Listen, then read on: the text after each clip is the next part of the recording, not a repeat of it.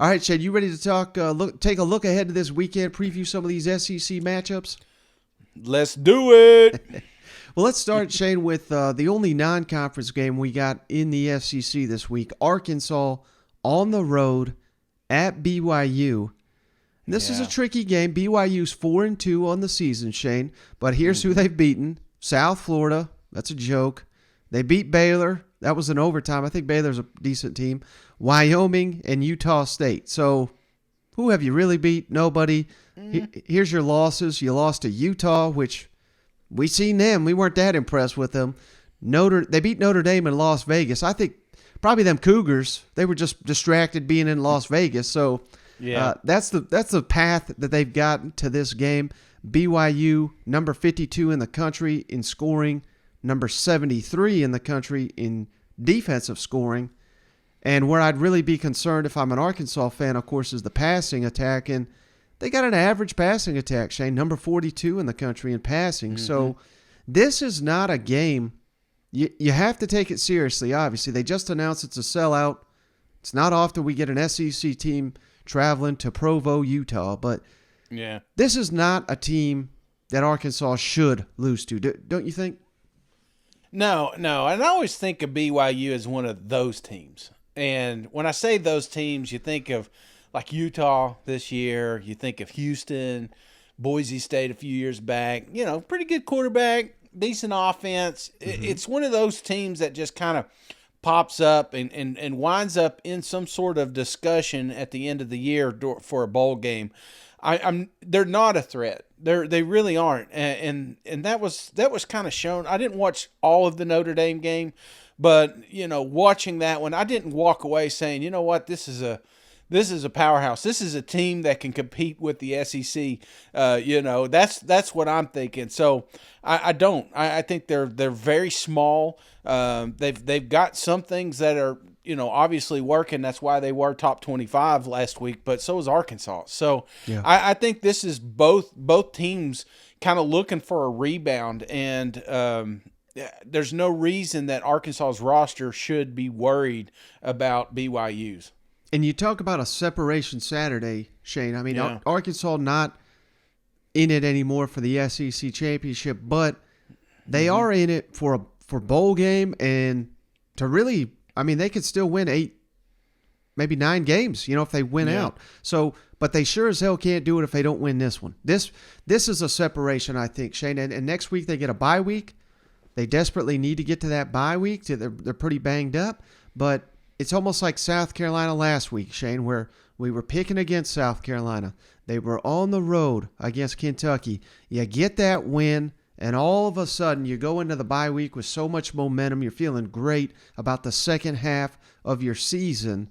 How important, given everything we know about the Razorbacks, this is basically a season-defining game, don't you think? This is time, man. This is redemption hour, the witching hour, if you will. I think Arkansas has no more pressure. There's no more responsibilities out there. Nobody's picking you to win anything. Yeah. And I think sometimes that makes you dangerous because now teams start overlooking you. Because don't think that BYU hasn't watched these last 3 games and say, well, damn, these guys, we're going to run all over them. We're going to throw all over them. Their defense is shit. We ain't worried about Arkansas because that's what they're doing. They're uber confident that they are going to bounce back this week against the Hogs, and I don't think they do.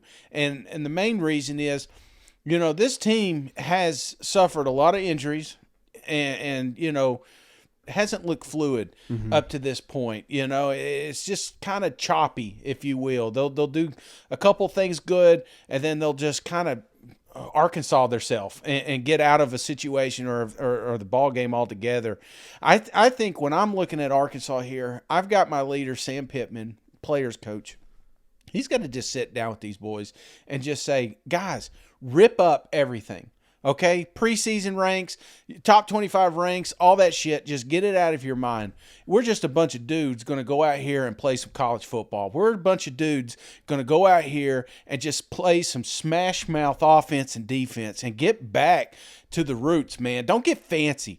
Maybe you get with Bryles and say, hey, man, let's focus on what we are good at, and that is running the damn ball. And you ever hear that saying with Sandra Bullock, just run the damn ball?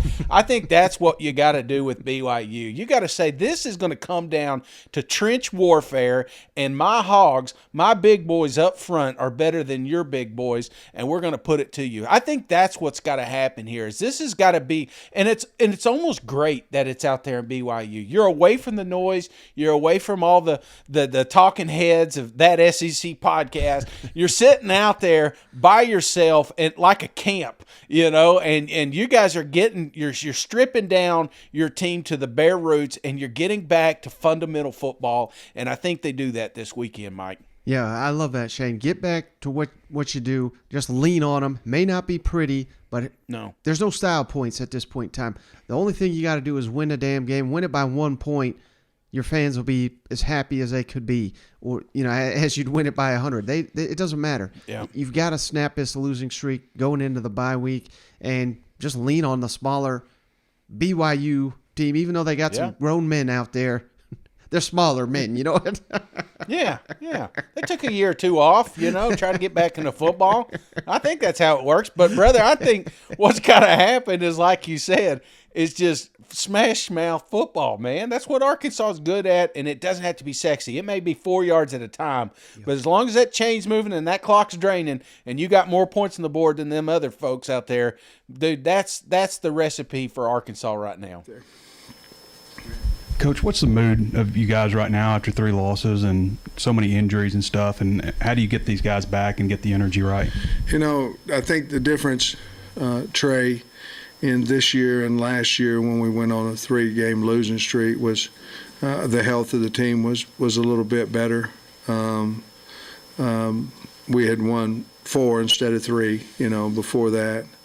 Our next game was Pine Bluff instead of BYU. There's some differences in the scheduling, differences in the health of the team. But I think we can go back onto we'd lost 3 in a row last year and ended up in the top 20 in the country and finished out strong.